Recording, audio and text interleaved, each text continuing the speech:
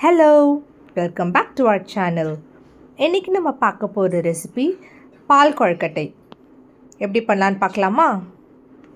அதுக்கு தேவையான இன்க்ரீடியன்ட்ஸ்: தண்ணி, அரிசி மாவு 1 டம்ளர், தேங்காய் பால், வெல்லம், ஏலக்காய், உப்பு. ஒரு பேனில் 3 டம்ளர் தண்ணி ஊற்றி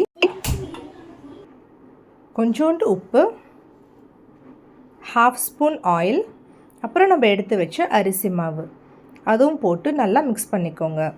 அரிசி மாவு எல்லா தண்ணியும் இழுத்துக்கும். நம்ம கொழுக்கட்டைக்கு பண்ணுற மாதிரி மாவு பதம் இருக்கணும்.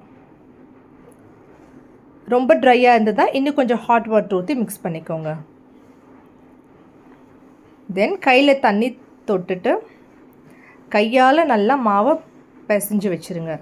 சப்பாத்தி மாவு பசைகிற மாதிரி சாஃப்டாக பிசைஞ்சுக்கோங்க. நெக்ஸ்ட் அது குட்டி குட்டி பால்ஸாக உருட்டி தனியாக ஒரு பிளேட்டில் எடுத்து வச்சிடலாம்.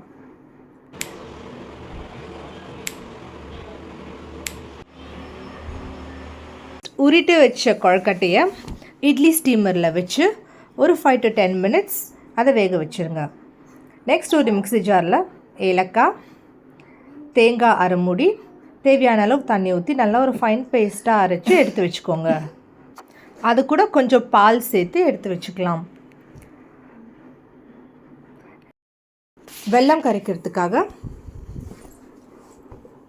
ஒரு 2 டம்ளர் தண்ணி ஊற்றி 1க்கு 2 டம்ளர் வெல்லம் சேர்த்துட்டு நல்லா அது வடிகட்டி வச்சுக்கோங்க. வெல்லம் கரைஞ்சோடனே வடிகட்டி அது தனியாக வச்சுக்கலாம்.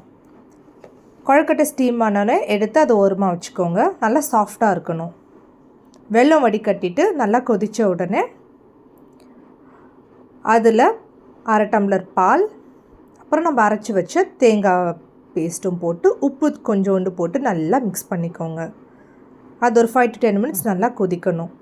கொதித்த உடனே நம்ம வேக வச்ச கொழுக்கட்டையை அதில் போட்டு ஒரு 10 minutes நல்லா கொதிக்க விடுங்க. அப்படியே கெட்டியாகும். அவ்வளோதான், சூப்பரான பால் கொழுக்கட்டை ரெடி. நெய் ஊற்றி சாப்பிட்டு பார்த்தீங்கன்னா அவ்வளோ சூப்பராக இருக்குங்க. ட்ரை பண்ணி பார்த்துட்டு எப்படி வந்ததுன்னு கமெண்ட்ஸில் சொல்லுங்கள். தேங்க்ஸ் ஃபார் வாட்சிங்.